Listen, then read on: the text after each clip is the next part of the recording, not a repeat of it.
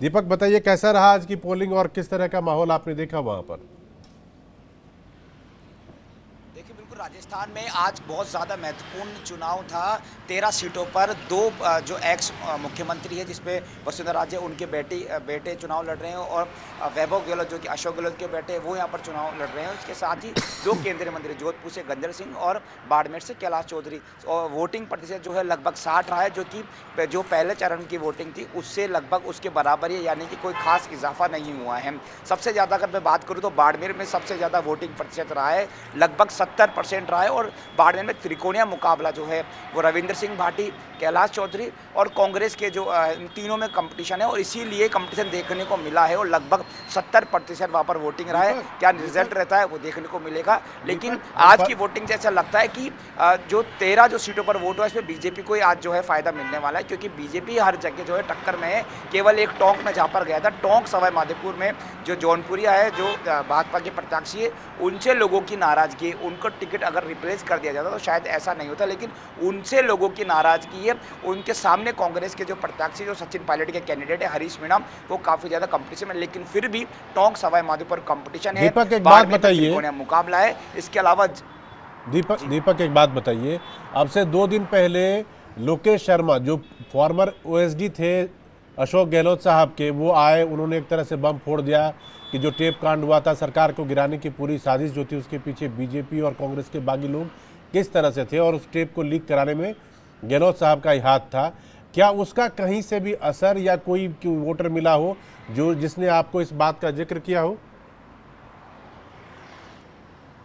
बिल्कुल उसका रिजल्ट रहा है। 57% जालोर में वोटिंग रही है, जहां से वैभव गहलोत चुनाव लड़ रहे हैं वहां पर वोटिंग 57 रही है। इसके ठीक विपरीत वसुंधरा राजे झालावाड़ 12 से उनके बेटे चुनाव लड़ रहे हैं, वहां पर वोटिंग प्रतिशत 65 रही है। दोनों में आप अंतर समझ सकते हैं कि वोटिंग प्रतिशत में गिरावट आई है। और पूरे राजस्थान, ना सिर्फ जालोर की जनता में बल्कि पूरे राजस्थान की जनता में बस यही चर्चा का विषय बना है कि उस समय पेपर लीक हुआ था, उस समय फ़ोन टैप कराए गए थे, उस समय ये हुआ था। तो वो बातें जो जहन में थी वो वापस से एक बार फ्लैशबैक में थी, वो वापस से आ गए। लोकेश शर्मा ने एन वक्त पर 2 दिन पहले जो खुलासा किया, बिल्कुल उसका असर देखने को मिला है। और वो असर भी देखा आपने, जालोर के अंदर महज 57% जो वोटिंग है वो हुई है, कम वोटिंग हुई है। क्या इसका नुकसान दीपक ये इसका आकलन करना होगा। कंचन के पास चलते हैं, उसके बाद अपूर्वा आपके पास आ रहे हैं। कंचन चूंकि मेरठ से और अरुण गोविल को वहां से उम्मीदवार बनाया गया है, और मेरठ में किस तरह का ट्रेंड रहा है कंचन, क्या मुद्दे रहे हैं, जनता का मूड क्या रहा है, क्या बातचीत हुई दिन भर आपकी?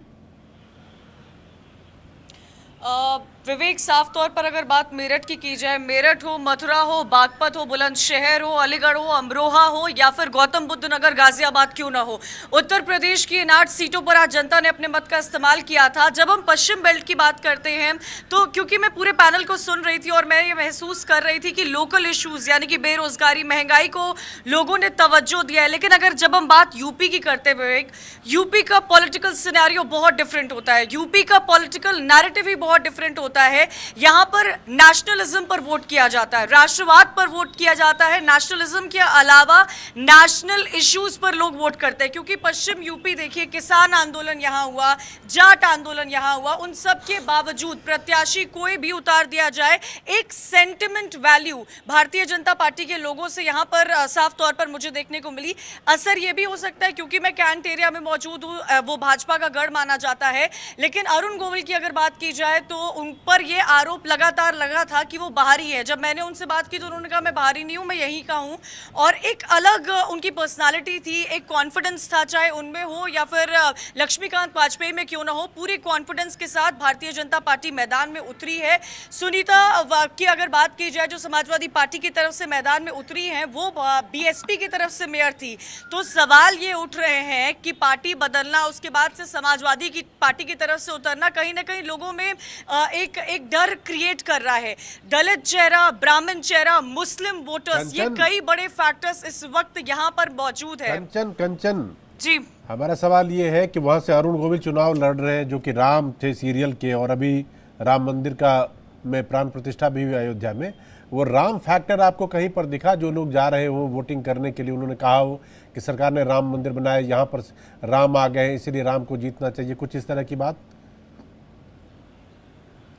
राम फैक्टर लोगों में पहले होगा जरूर मिहिर। जब प्राण प्रतिष्ठा पे वो पहुंचे थे, उनकी पूरी टीम जो रामायण की थी वो एक साथ पहुंची थी, एक तस्वीर आई थी, भव्य तस्वीर, आकलन तभी किया जा रहा था। लेकिन आज की तारीख में राम फैक्टर नहीं नजर आ रहा था। मुझे लग रहा है यहाँ की जनता इस फैक्टर और इस मुद्दे से आगे जा चुकी थी और प्रत्याशी नहीं, पार्टी को देखकर यहाँ वोट हो रहा है, पीएम को देखकर यहाँ पर वोट हो रहा है। इन नैरेटिव्स पर लोग यहाँ पर वोट कर रहे हैं, लोकल इश्यूज पर वोट नहीं कर रहे। अगर उनसे लोकली पूछा जाए तो वो कह रहे हैं कि यहाँ का विकास हुआ है। जी कंचन, विवेक वैसे अपने साथ शिव पूजन भी है, लेकिन बिहार बाद में चलेंगे। हमारे साथ पहले अपूर्वा के पास चलते हैं, वो जो बीजेपी की साथी पार्टी आरएलडी बागपत। अपूर्वा, बागपत का कैसा रहा आज का हाल? बिल्कुल मिहिर जी, देखिए सबसे पहले बता दूं कि 5 बजे तक जो वोटिंग परसेंटेज सामने आ रहा है वो 53% आ रहा है। 53% यहाँ पर वोटिंग हुई है।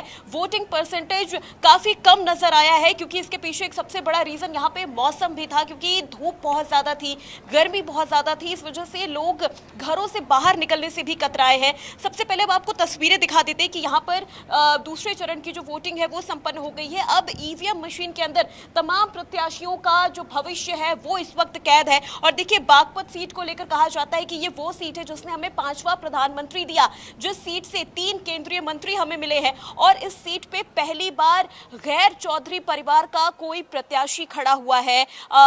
राजकुमार सांगवान पर इस वक्त आरएलडी ने अपना ये दाव लगाया है। और साथ ही साथ इस बार साख की बात हो गई है जयंत चौधरी के लिए, क्योंकि देखिए उनका जो पूरा परिवार रहा है किसान आंदोलन से जुड़ा हुआ परिवार रहा है और किसानों को लेकर चलने वाला उनका परिवार है। तो ऐसे में जयंत चौधरी ने इस बार राजकुमार सांगवान को प्रत्याशी के तौर पर उतारा है और किसानों के बीच उनकी एक अच्छी पकड़ है।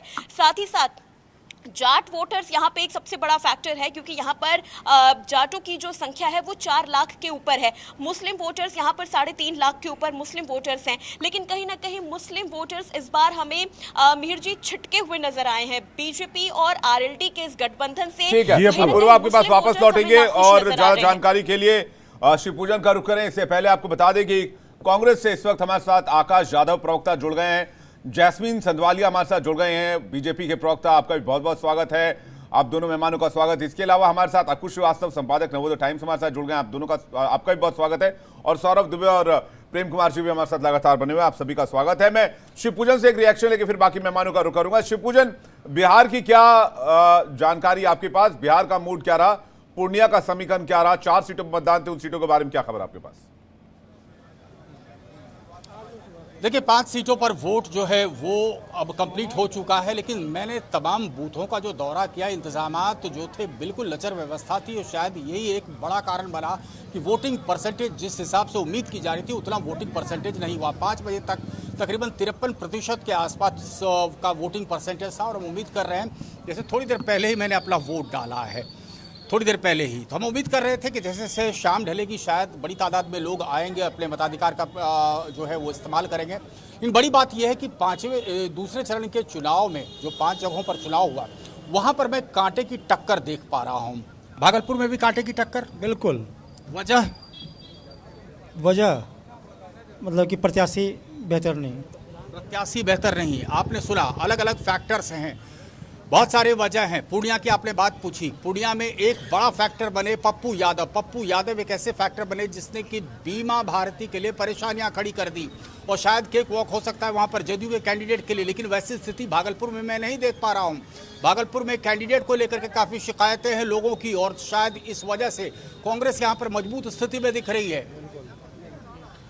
शिवपूजन, ये बताइए, आज आप पप्पू यादव से भी मिले थे, वो कितने कॉन्फिडेंट दिख रहे थे अपने चुनाव को लेकर? देखिए कॉन्फिडेंट तो वो शुरुआत से दिख रहे थे, शायद यही मेन कारण था कि अपनी पार्टी का कांग्रेस में विलय करने के बावजूद भी उन्होंने इस तरीके का निर्णय लिया कि पार्टी आला कमान के खिलाफ जाकर के एज एन इंडिपेंडेंट उन्होंने अपना नॉमिनेशन फाइल कर दिया। ज़बरदस्त तरीके से कैंपेनिंग कर रहे थे, कल देर रात तक भी कैंपेनिंग कर रहे थे। ऐसी शिकायतें जो है इलेक्शन कमीशन से की गई हैं, कॉन्फिडेंट दिख रहे हैं। लेकिन सबसे बड़ी बात यह है कि बीमा भारती उनके वोट को काटती नजर आ रही है और पप्पू यादव बीमा भारती के वोट को काटते हुए नजर आ रहे हैं। उस इलाके में एमएम भी एक बड़ा फैक्टर है और इसीलिए मैं बार बार कह रहा हूं कि जदयू के कैंडिडेट के लिए शायद केक वॉक हो सकता है।